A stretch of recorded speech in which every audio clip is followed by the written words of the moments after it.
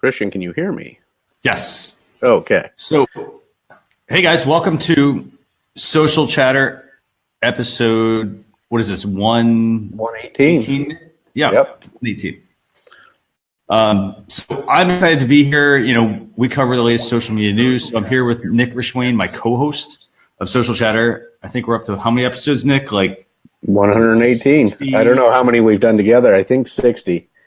I'm leaving that in your court to figure out. So we got a great show for you this week. This is actually our next to last episode for the year. And it's been a fantastic year, I think. We're now over on Be Live.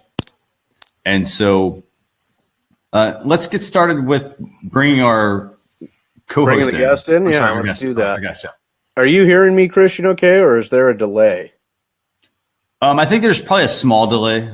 Okay, it sounds like I hear you loud and clear. Yeah, so our guest tonight is the always fun and enjoyable Amanda Robinson of Social Savvy Society. She is up in Canada and the Toronto, Ontario, excuse me.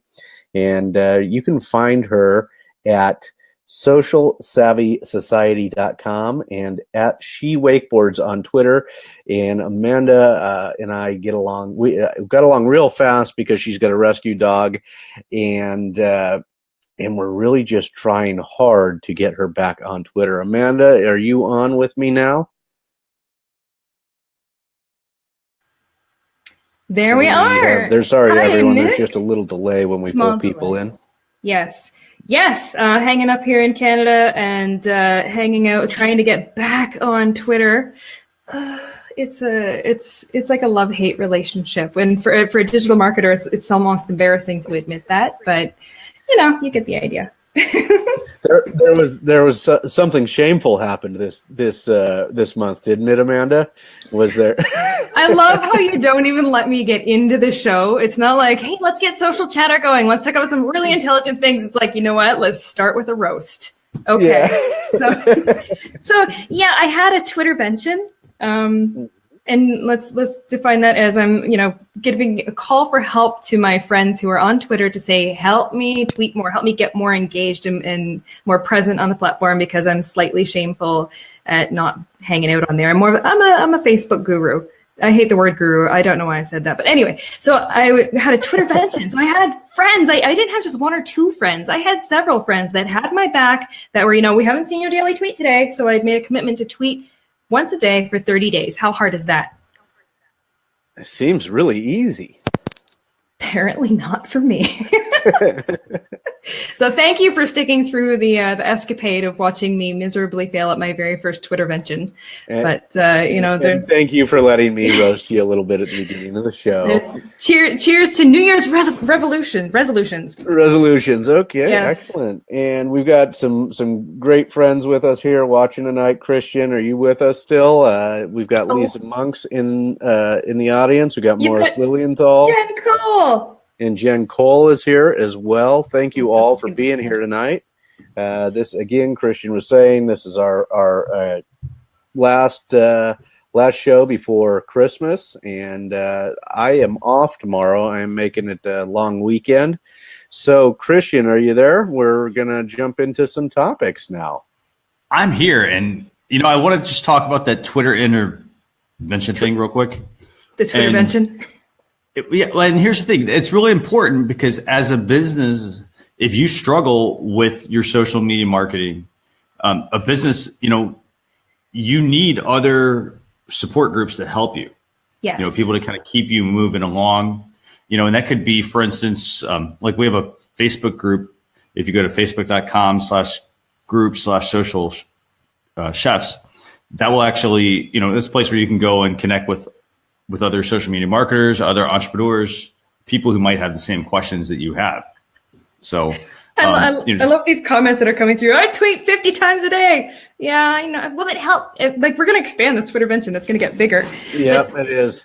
To what you're saying, Christian, it's so true. I see people saying, for people who are practitioners of social media or digital marketing, that it's absolutely crucial that you are present on these platforms and that you are, representing the products that you essentially are offering to your clientele. However, I think I'm a walking, talking example as to why that may not be the case. So I can work my absolute crazy magic on making people a ton of money and get wonderful, beautiful results rolling. But I'm like the mechanic that doesn't have a working car, always too busy working on everybody else's. That is a better analogy than the one we discussed before going live.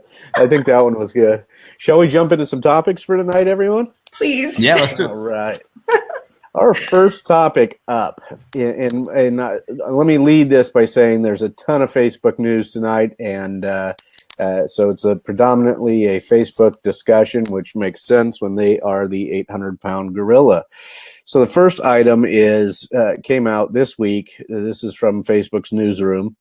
They are fighting engagement bait on the newsfeed. So they're saying people have told them they just like spammy posts on Facebook that goad them into interacting using likes, shares, comments, and other actions. For example, like this if you're an Aries, which I need to go back in my feed to confirm this, but I hope I've never liked a post that said that. I will be ashamed of myself if I have. This tactic is known as engagement bait. It seeks to take advantage of the newsfeed algorithm by boosting engagement, but it's really crap engagement, if I can use my own language here. It's not good engagement. It's just so that you can get a greater reach. So starting this week, they'll begin demoting individual posts from people and pages that use engagement bait. And this came out the 18th, so beginning this week.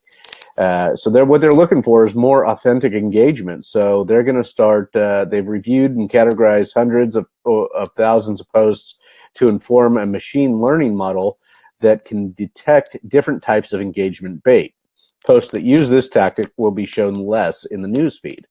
Additionally, over the coming weeks, they'll begin implementing stricter demotions for pages that systematically and repeatedly use engagement bait to artificially gain reach in the newsfeed. Now, I can say, Amanda, that I have never used engagement bait on company pages, but I don't think that I'm one who would use it in my personal newsfeed. But this feels like it's a great move for Facebook. What are your thoughts?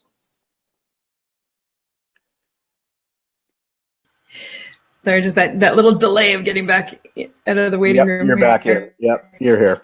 So I'm here. All right. So what are my thoughts? My initial reaction to this actually was almost the opposite. So I'm having some major success with business pages using Facebook chatbots for engagement. And I'm not talking about spammy engagement. I'm talking about fostering quality conversations and providing extreme value to the people who are seeking that value. And it's through the form of a chatbot delivering that information, getting people excited about the anticipation of something, and then delivering the goods, and using a chatbot as the vehicle to do it in. And the added benefit of that is growing, basically gaining momentum with Facebook's algorithm for engagement. So the more engagement that's happening in the post, the more organic reach it has, the more success that post is having. So when I saw this headline pop up, what was this, only a couple days ago? It was almost that moment of like, oh no, like the train that we've been on of this easy engagement with chatbots might be coming to an end. But I don't know if that's the case or not. I mean, it's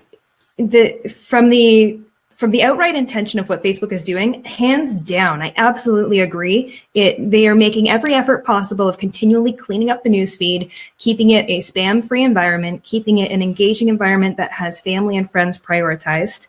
And, they do try to make sure that marketers like me can't game the system.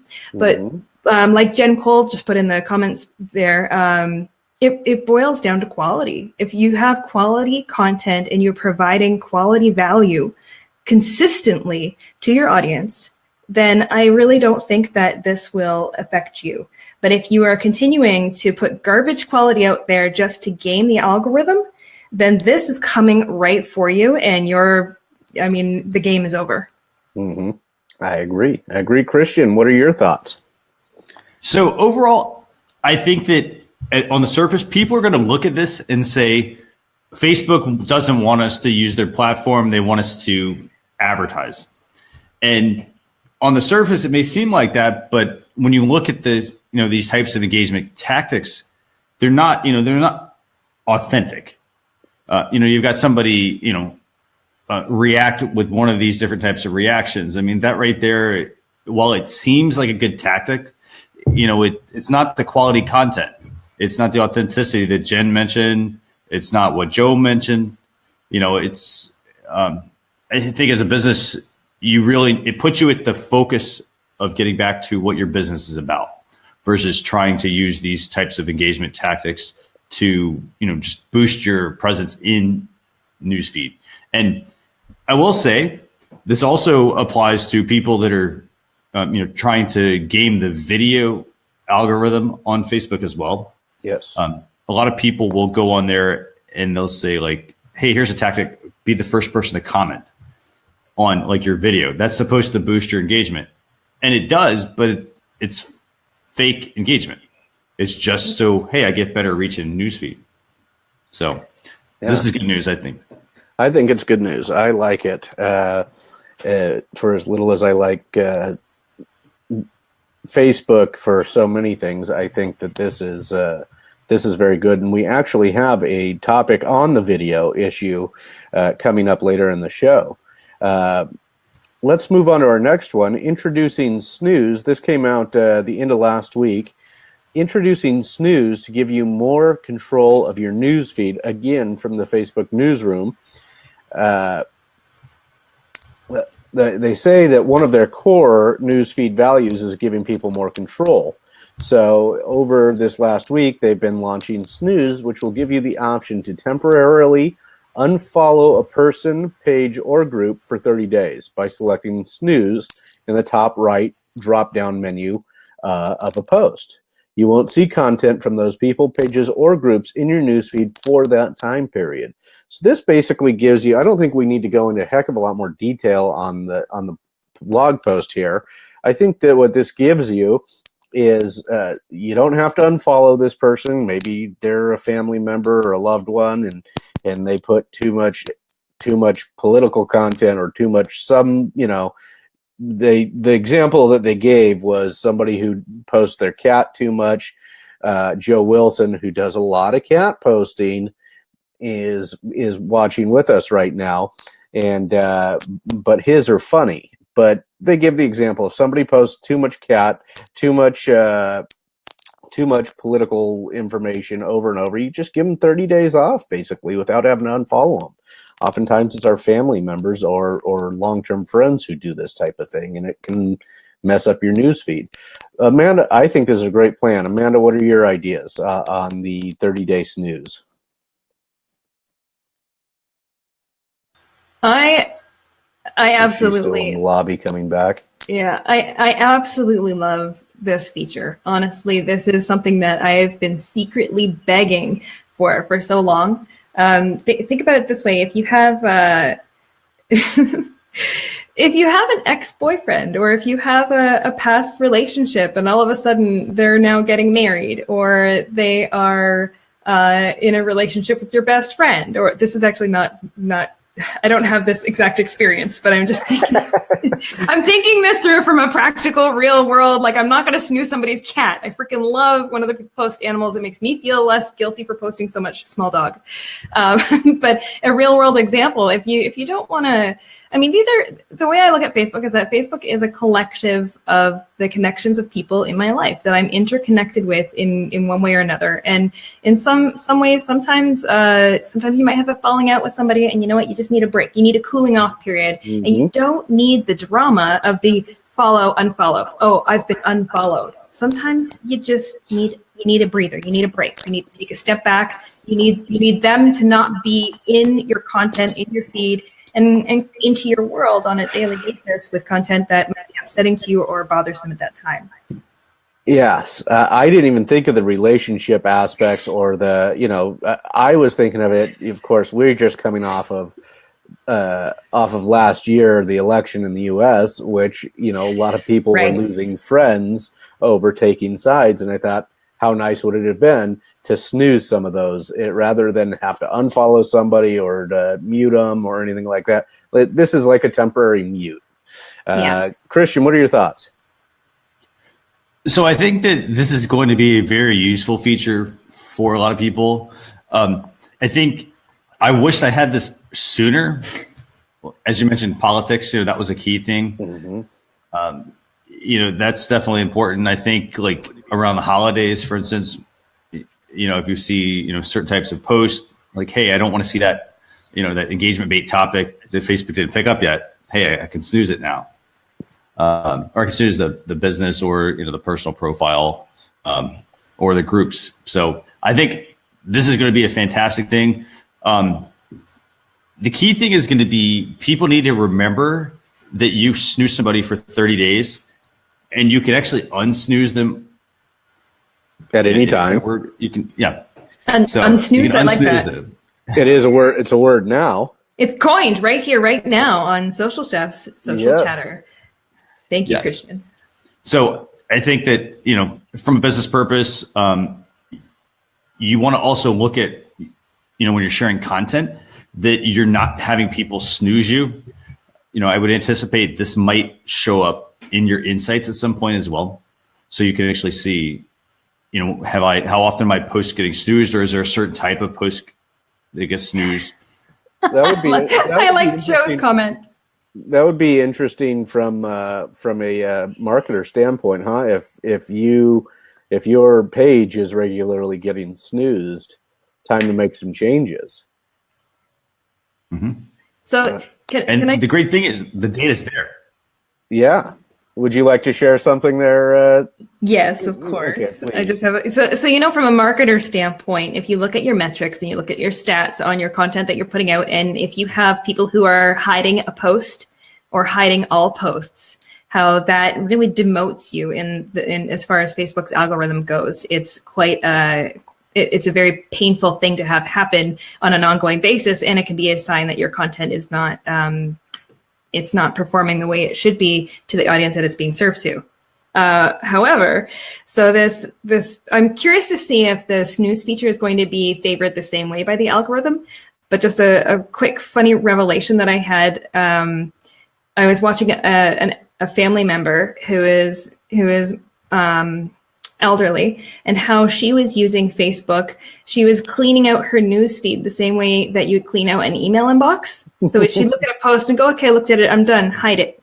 Go on to the next one. Oh, yep, done, looked at that one, hide it. She would systematically go at all these posts, and that was how she was using Facebook. So as a marketer, I'm looking at that going, oh, okay. So not all people's actions are representative of their intent on Facebook, depending on where it's coming from. So I just wanted to share that, and I'm curious to see if the snooze feature is going to actually demote you as far as your success with Facebook's algorithm.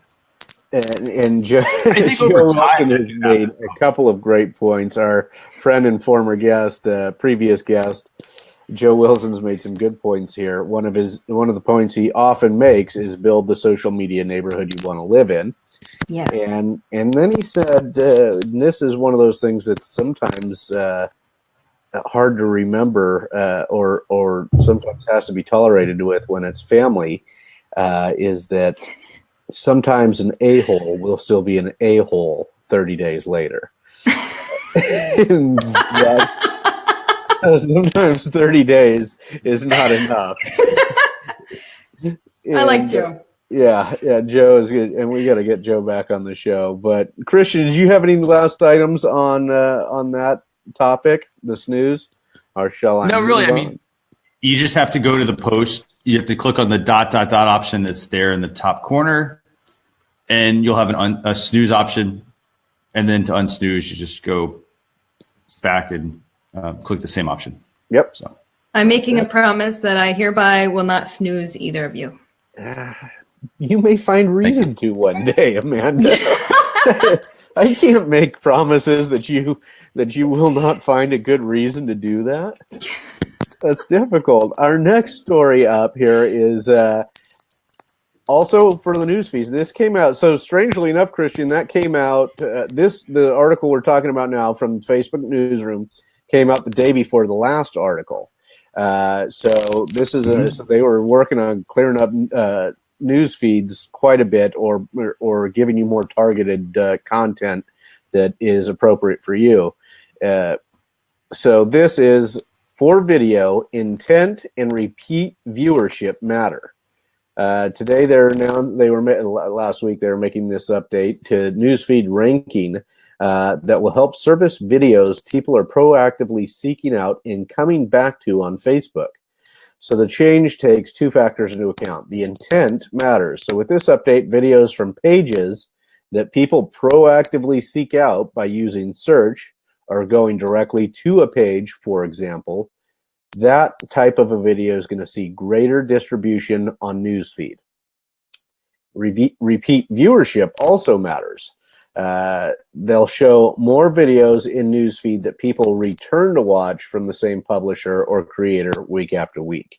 So I think that's interesting. This again goes back to what Jen Cole was saying in the comments about the quality content is always going to win out. So if you're putting out quality content and people are returning to watch your show or watch the videos that you're doing, that's going to be beneficial. And if you're putting out quality content, either informative or entertaining or something like that, and people are actually seeking it out through search, those videos are going to get greater reach. Amanda, what are your thoughts on this? I think this is a positive. You know what? This might be one of. We've got the delay as she comes back from the lobby. Hi. There she is. I was hanging out in the green room with all of the other celebrities back here. My take on this is going to be actually quite short compared to most of my comments. Is that the bottom line on this one? Give people a reason to return to your content. If you give them a reason and you are consistent with it, then you are going to be rewarded by Facebook's algorithm. That's right. Or cat pictures, according to Joe. Joe needs to watch every broadcast and comment. This is awesome. Have you not met Joe yet? I don't think I've had the pleasure. Oh yeah, you'll enjoy him. He's another animal lover, and quite entertaining. So our next story, or Christian, I'm sorry, I almost skipped over your thoughts on this.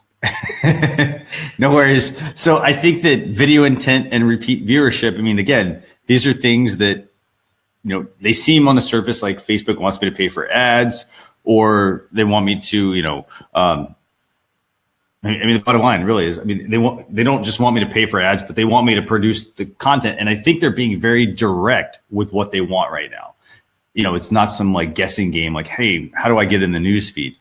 Very simple. They're switching to video. They want people to post video, but they want you to post good videos. They want you to post videos that, are engaging, that are possibly short, videos that get to the point, but they're good enough to the point where people need to go back and actually watch them maybe, again and again and again, versus, let me just share this video just because, hey, I need some content to post on my page. That's right. That's right. And we've got some comments over here. Jen Cole says it's pretty clear, make good content essentially. We have a return visitor here. Actually, the guy, I kind of pushed him out for the gig that I have right now. Vincent Orleck's here, and he's probably coming to see how well I'm doing as the co-host. And Danica Woolley is also here. Aren't we all trying to have people repeat visit? Danica said that. Yeah, that's a good point, Danica. If the goal is to have people come back as a repeat viewer, then put out some decent content to do so. I do want to make a small point about the repeat visitor. With the way that people are consuming content on Facebook, typically they're only going to actually visit your page or search you out the first time that they're being introduced to you. It's like that first impression. Once you make that first impression, now it's just purely social interactions from there on in within the newsfeed. It's very rare that somebody actually goes out of their way to take the initiative to go and seek out your page or seek out your content or search your content. So Facebook is really trying to make a point of that in this case. Yes, very much And, so. Christian? But I want to say, this is like Danica made a great point here. Aren't we all trying to have people repeat visit? And let's put this in the context of a type of business. Like if I'm a restaurant, somebody comes into my restaurant to have, dinner, right? They have a great interaction. They have a great experience, like with the people at the restaurant. They're going to tell their friends, they're going to want to come back, so, you have to have that like experience that captivates them, that keeps them, interested, that, that says, hey, I really like that place to the point where I want to come back. That same principle applies to your business. It doesn't matter if you're, a retail store, for instance, it's the same thing. Somebody comes into your business, has a great experience with the staff when they're checking out or even just browsing, they're going to remember that and want to come back. So, I think that, it's pretty basic, information, but Facebook has been shifting, taking steps toward moving themselves to become a television platform where people consume their television, their entertainment on the platform itself. So if they are making these moves, then they are encouraging people to start creating and producing regular content that people are looking for on an ongoing basis. So it's very interesting to see how Facebook is posturing to move down that road. Right now, Facebook isn't as consistent. You can spend some time, you can kill time on your newsfeed, and you can occasionally find decent content. But to find good content on an ongoing basis where, it's like every Thursday night, okay, I can sit down and on my TV that I've got connected to Facebook, I'm going to be able to watch the certain programs that I am regularly tuning into that I just can't wait to see. Mm-hmm. Yep. And that's a great point. Great example, actually. Excellent Facebook example. Watch. Because I notice myself scrolling through the news feed going, nothing to see here a lot of the time. Whoa. Are you talking about Small Dog's videos? No, absolutely not. You'll notice I'm highly engaged with Small Dog. So do not, but I hope I'm not. So I can't imagine I'm speaking, I'm all alone here and going, boy, there isn't much to look at in my news feed. I got to imagine other people feel that way from time to time. Am I all alone, folks? Comment. We're leaving you hanging on this one. Just the same way I got roasted at the beginning. I'm like, I'm just gonna. I like it. Yeah, no, that's why you should totally leave me out there. But I'm looking for some I'm going to look for feedback from people in the audience. I'm gonna care about their reactions now, since you leave me out here to hang. Anyway, our next story is, this one's so funny. Yeah, Vincent Orlek gave me no help. He said there's crickets in the audience. So the next story is really funny because we've been watching the Snapchat, Facebook, Instagram battle go on for several months now, or even longer. This story comes from TechCrunch. It came out last week. Facebook is trying to close the augmented reality gap with Snapchat with the help of an army of third-party developers.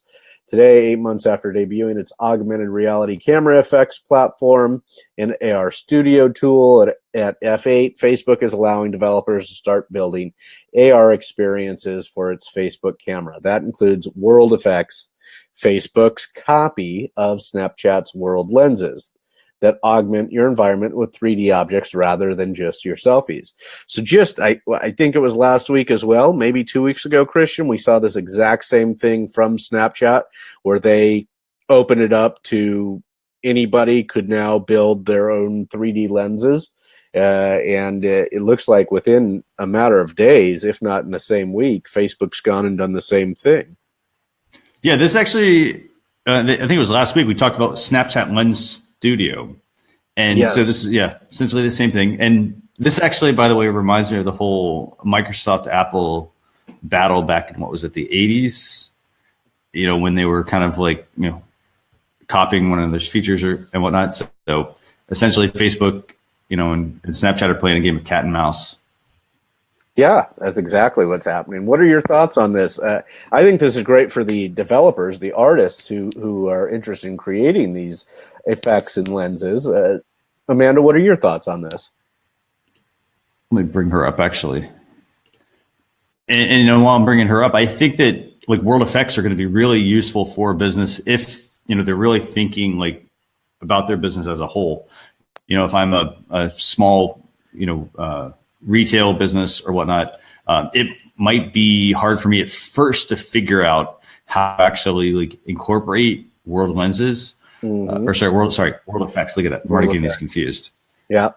There's a lot of reasons to be confused here. They're doing the exact same stuff and they're all calling it something slightly different.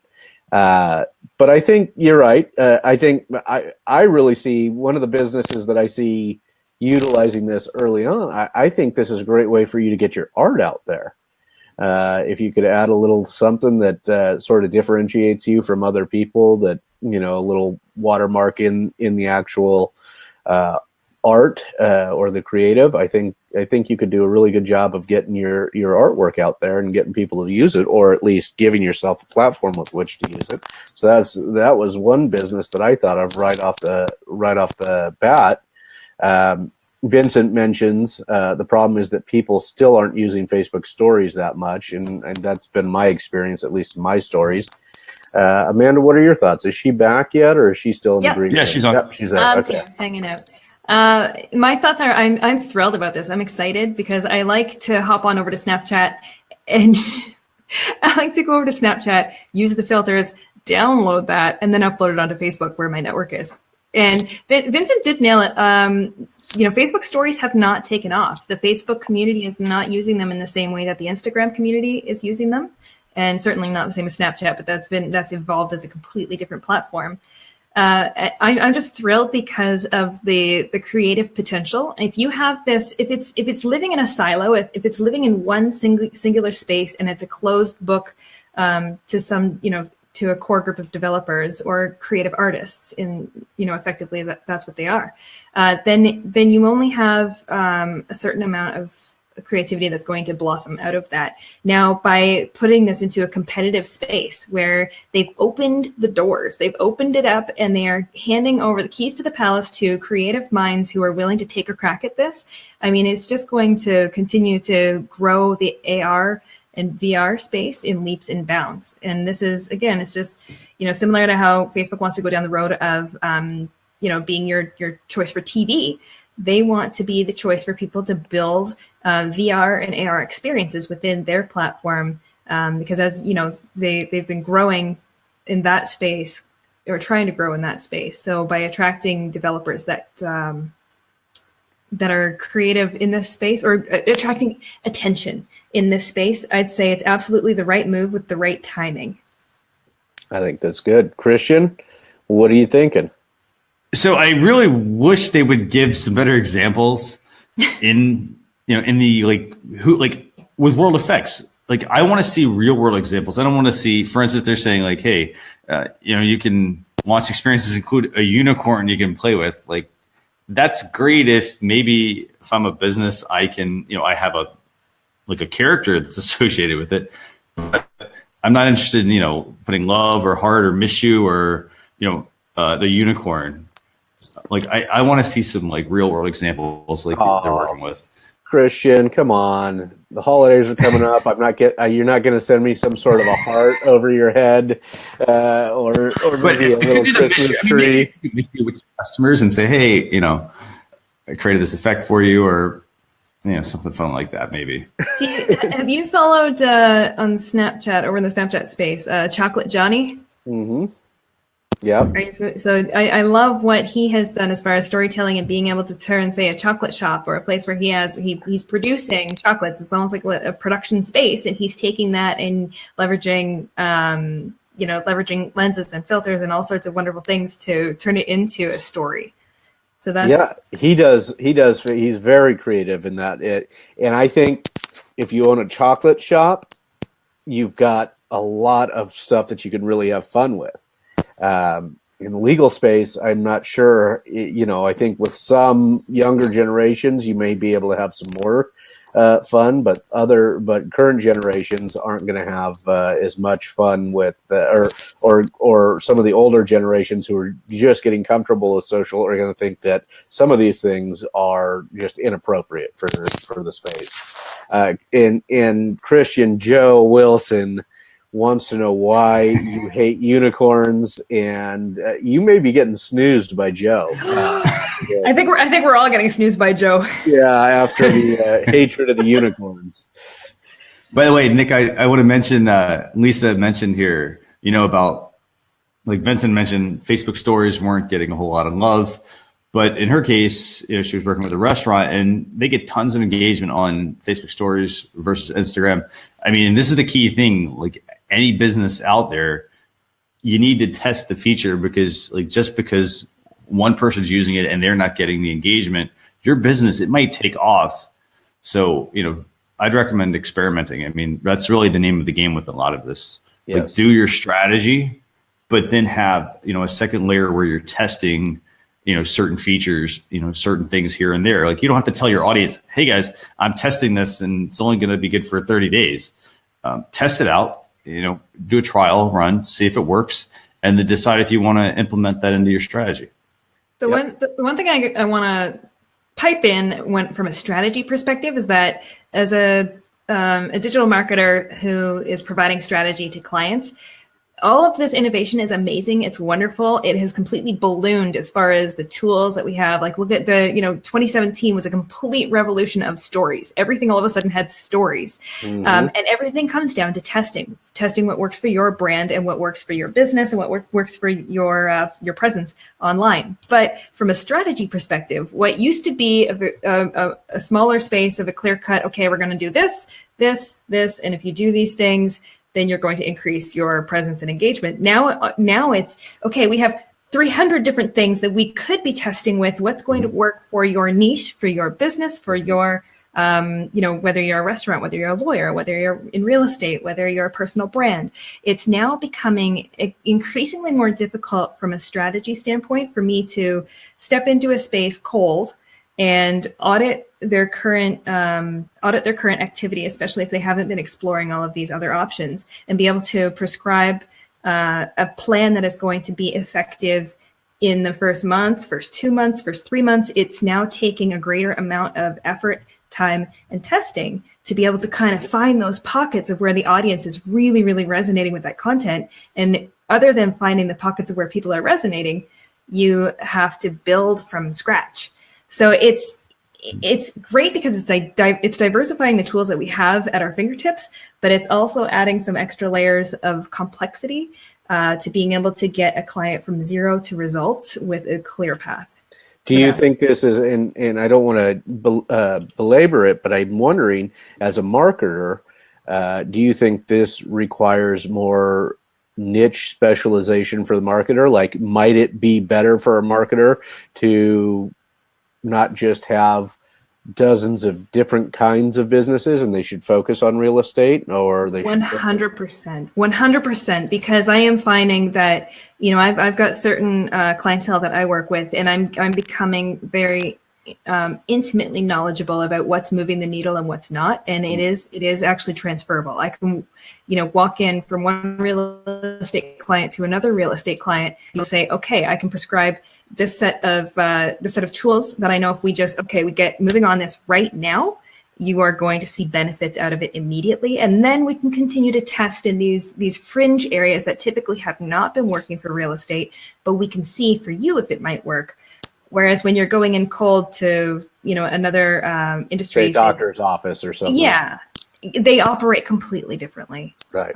And you need to, if you have the experience as a marketer, if you have proven results and proven experience in that industry, double down in it and get moving. Like it's becoming increasingly harder to be a jack of all trades in, what is this blanket term of social media. It is no longer just social media. I mean, look at me. I'm a miserable failure on Twitter, but I can dance circles around you on Facebook ads. So right. And that's it. I want to thank Mel Z for being here. I want to thank Tachi for being here as well. And let's move on to our, we got two more.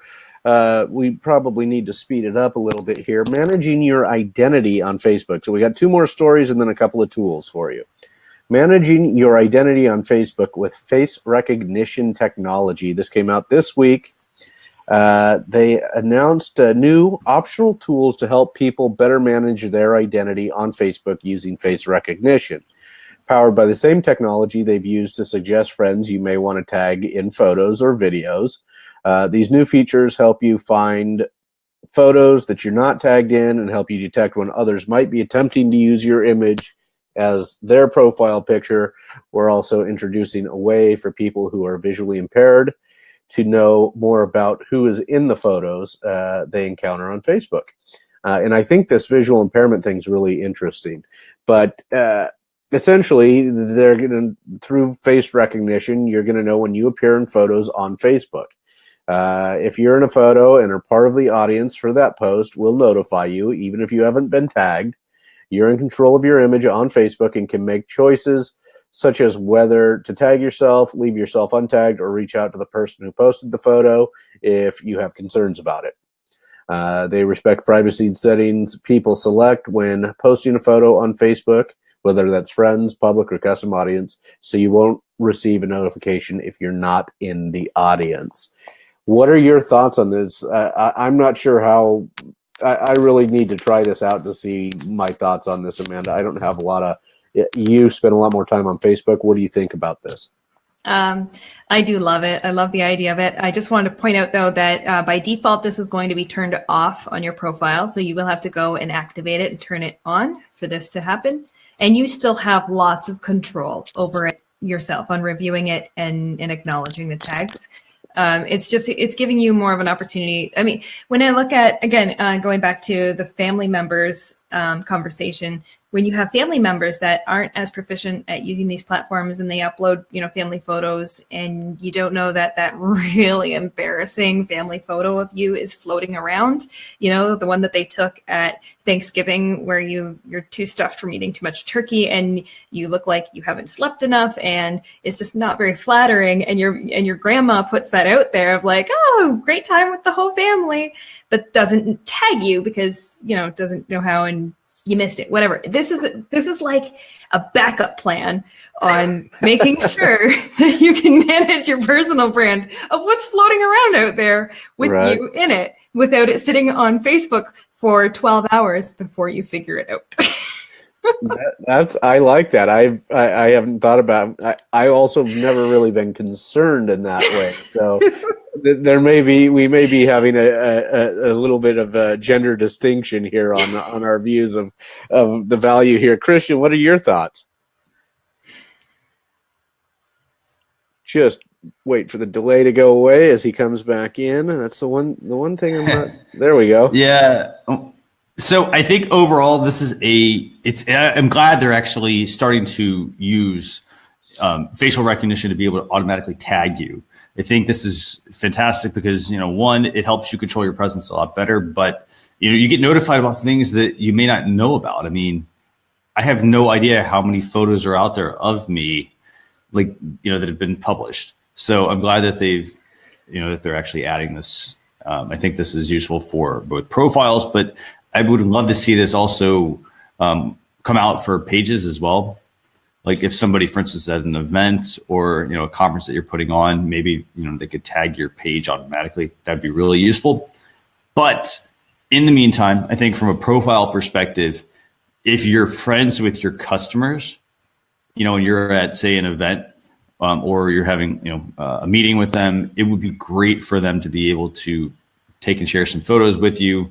And then that way you would easily get to, maybe even identify who some of your potential customers are who are not necessarily tagging you. And let's look at the challenges of when you're trying to be active on social in a social setting and you're trying to tag people that you just met and you are having trouble finding them on Facebook because their last name is really hard to spell. Or if you go and search on Facebook right now for Amanda Robinson, you are going to find a ton of us. There are lots of us out there. So sometimes if we don't run in the same circles, then finding the right Amanda Robinson can be a bit of a chore. So at least with the facial recognition part, it can help just streamline that process and get the right face. And by the way, Joe, yeah, you're correct. There are no photos of me with unicorns yet. Absolutely. We can work on that. We're going to fix that, Joe. We're going to fix that. You're going to make a world effect and then you're going to take a screenshot and Put that little unicorn somewhere. Put the unicorn in there. Yep, that's how it's going to happen. And let's get our last story here tonight. Thank you, Brandy, for joining as well. We've got Joe. If you could do a unicorn picture while we're still going here, that would be the best. If you can screenshot. Last story is creative tools for the holidays from Instagram. This came out in the last week. Just in time for the holidays, you'll see new creative tools to help you turn any moment into something fun and entertaining. So they've got some new super zoom effects. If you've been playing with super zoom, which I have not yet, but I'm going to test this out on the dog later, a really small dog. We're going to use super zoom to record funny videos with dramatic sound. You can now try out new zoom and sound effects. Tap the music icon to choose from bounce, beats, or TV show. It looks like they have 3 options right now. You'll find super zoom under the record button next to boomerang in the camera. This feature will be rolling out over the next few weeks. There's also some new face filters, and looks like they're mostly holiday, festive, and I don't see any unicorns in it, Christian, so you're safe. And there's some new stickers. Over the next few weeks, you'll see a set of holiday stickers for Christmas, Hanukkah, Kwanzaa. Whether you're celebrating winter or summer in December, you'll see a set of seasonal stickers as well. So there's just some new changes on Instagram for trying to make some more creative and fun images and videos. What are your thoughts on this, Amanda? Have you played with any of these new items? Has Small Dog started any of these? I was just tinkering around on here trying to play around, but I do not have these features yet. That's the Canadian. That's the downfall of. Let me see if I'm in. Christian, how about you? What are your thoughts? And bear with us while the delay, and he'll be here in a second to tell us if he's got these. I think it's looks like I might have it.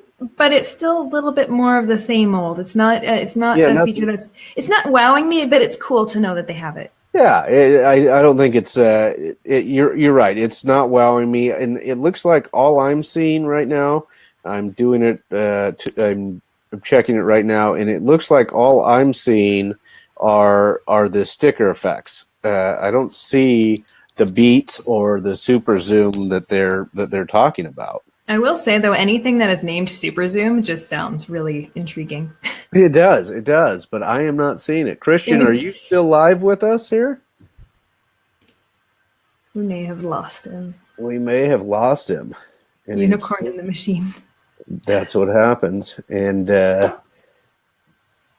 yeah, it's definitely it's a nice surprise and delight, and I like it when platforms are continuing to put out these nice little nuggets of. Yeah, I think the stickers for the holidays are fun, and I'm wondering if we wrap up the show here, if he comes back or not.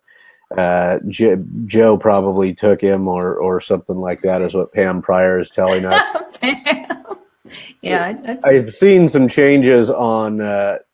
We've got snow in front of us on Facebook, so maybe there's a glitch in the system or a unicorn in the system. Christian, if you're still listening, it is your turn for tools. I am unprepared to discuss these tools. So am I. He says he's coming back. He is coming. Oh, good. So good. There you are. Don't let that happen again.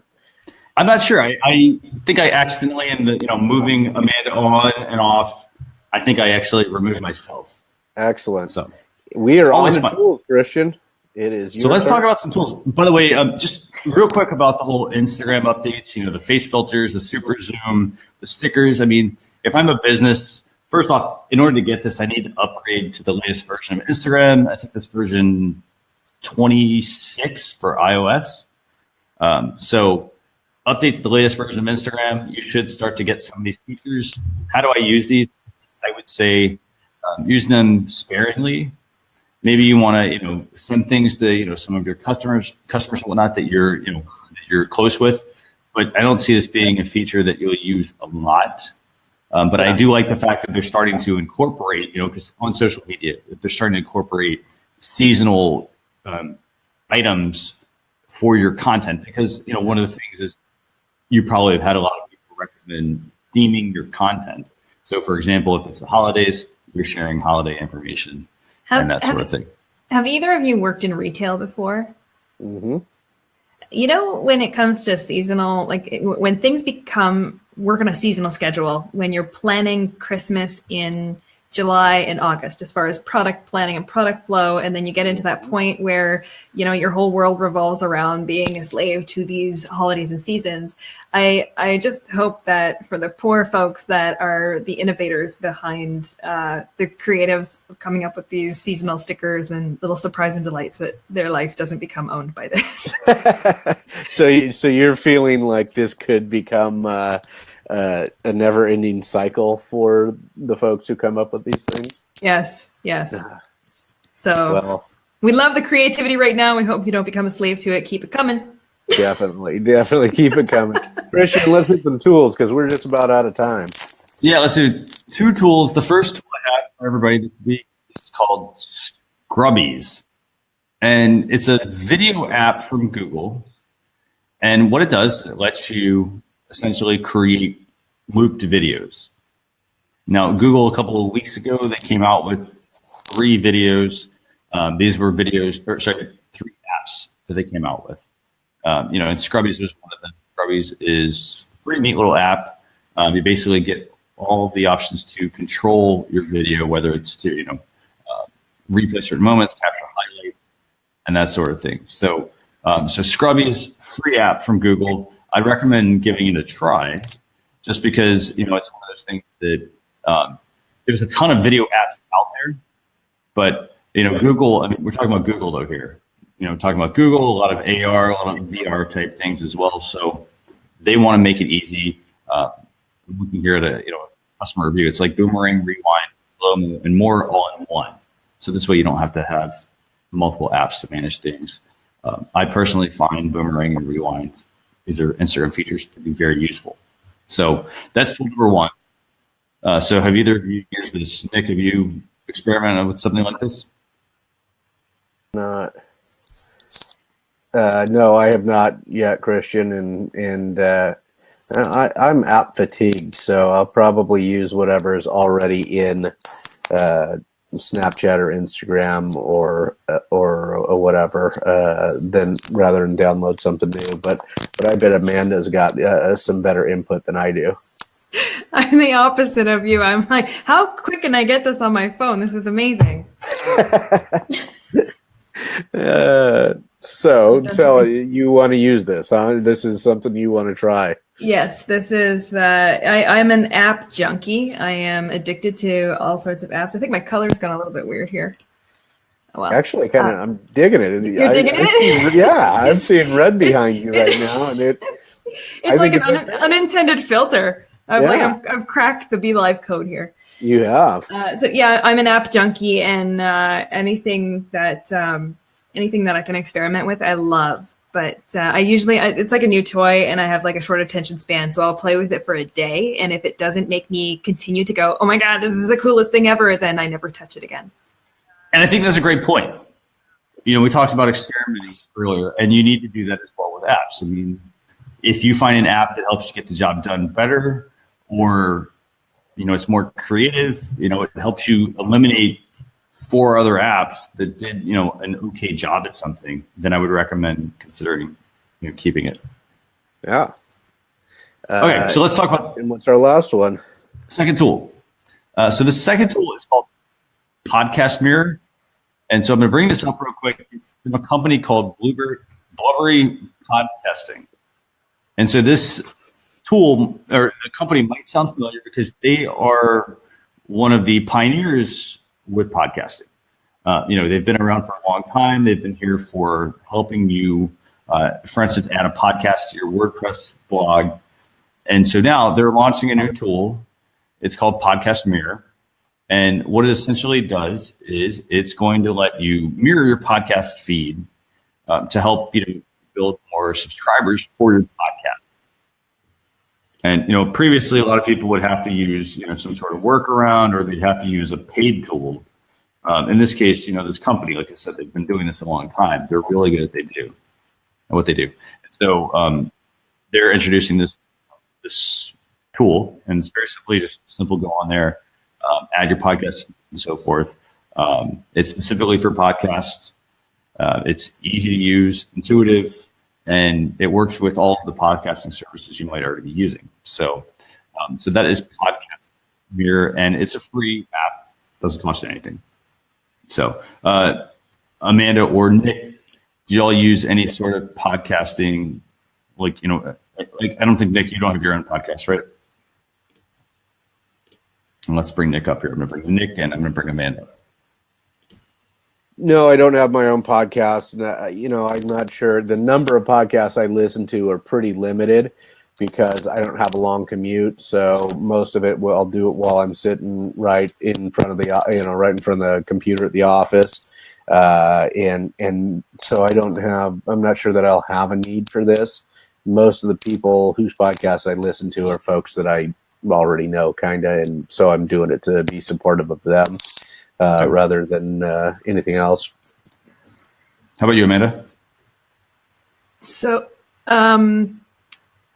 is this, just for clarification, is this for podcast producers to grow their audience? Yes. It's for podcast producers. Yeah. So if you're producing your own podcast, you can basically syndicate it. I think this is a very niche product, and it's awesome. It's awesome to be able to have growing a podcast audience is a very, very challenging. It's challenging to do. So any tools that can help people grow their podcast following and their presence, it's useful. So as a non-podcaster, I don't know, but it's like any new app or toy. It's like I want to play with it, discover it, understand it, and then leave it on your phone for the next 2.5 years without deleting it. Yeah, you know me well. Well, I mean, that's what I would do, which is why I usually tend not to download them, because I'm like, this is interesting right now, but. Yeah.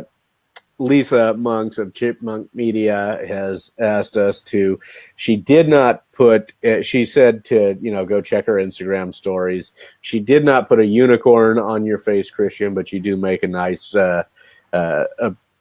appearance in her Instagram stories. Thank you, Lisa, for that. I'll just check it out. Thank you. That's all of our topics and tools tonight. Thank you, everybody, for being here. We had quite the list. Brandy Leonard, Joanne Kroll, Mel Z, Joe Wilson, Lisa Monks, Jen Cole. Wow, we just had a great audience tonight. Eddie Garrison. Yeah. Thank you so much, everybody, for being here. We'll be back next week with the last show of the year. If you want to, please, you should connect with Amanda Robinson at She Wakeboards on Twitter. That's the only place you should connect with her and force her to get on Twitter. You can also find her at, and I always have to slow down to say this because I'm just not that talented, I guess, socialsavvysociety.com. Socialsavvysociety.com. That's her business. You can find her on Twitter at She Wakeboards. I don't know that I can. I'm going to have to try and send you a video of me trying to make it happen. I'll make sure I post it on Social Savvy Society Facebook page. That's right. Anywhere else that they should be following you or communicating with you that you would prefer? Because I know Twitter is not your best. Twitter's not my A game. Twitter, I would love to see you over there. But Facebook is certainly the fastest place to get a hold of me. And socialsavvysociety.com is a lovely place for you to drop in and visit and pick up my remarketing pixel so that I can just follow you around the web with all of my marketing and videos. Excellent. I like that. And Amanda, it is really, I enjoy, I'm glad you came back because I always have fun with you. Like you're just fun right from the get-go. So I appreciate that, Christian. I'm glad you're back. I'm glad we had that little hiccup is gone and you're back. Any last items for people tonight? We got about 60 seconds. I just want to say we're going to be on Facebook Live next week. We've got Ross Brand as our guest. to wrap up the year. But I want to wish everybody a happy holiday as well, because we'll have Christmas in a few days. Yep. So happy holidays. Thanks a lot for spending your evening with us, and we'll have a replay blog post recap up for you tomorrow, basically. Yep. So, sounds good. Thank you. Thank you, everybody. Thanks for joining us. Thanks. Have a great night. You too. Bye-bye. All right. Ciao. Happy holidays.